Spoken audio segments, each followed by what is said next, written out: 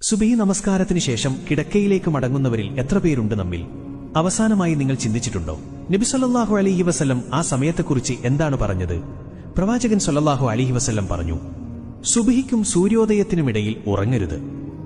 ആ ചെറിയ സമയമാണ് ദിവസത്തിന്റെ ഏറ്റവും ബറക്കത്തുള്ള സമയം. അല്ലാഹു ഈ പ്രഭാത സമയത്ത് നമ്മുടെ ജീവിതത്തിലും ഉപജീവനത്തിലും അനുഗ്രഹം നിറയ്ക്കുന്നു. നബി സല്ലല്ലാഹു അലൈഹി വസല്ലം പറഞ്ഞു, എന്റെ ഉമ്മത്തിന്റെ പ്രഭാത സമയത്ത് അല്ലാഹു ബറക്കത്ത് നൽകിയിരിക്കുന്നു. സഹാബാക്കൾ ഫജ്ർ നമസ്കാരത്തിന് ശേഷം മസ്ജിദിലിരുന്ന് ദിക്ർ ചൊല്ലാറുണ്ടായിരുന്നു.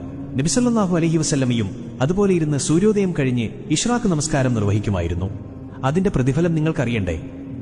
ആരെങ്കിലും ജമാഅത്തിൽ ഫജ്ർ നിസ്കരിച്ച് സൂര്യോദയം വരെയും ദിക്ർ ചെയ്തിരുന്ന് 2 റക്അത്ത് നമസ്കരിച്ചാൽ ഹജ്ജിന്റെയും ഉംറയുടെയും പൂർണ്ണ പ്രതിഫലം ലഭിക്കും. എന്നാൽ നമ്മൾ എന്താണ് ചെയ്യുന്നത്? അല്ലാഹുവിന്റെ അനുഗ്രഹം നിറഞ്ഞ ആ സമയം ഉറക്കത്തിനായി നഷ്ടപ്പെടുത്തുന്നു.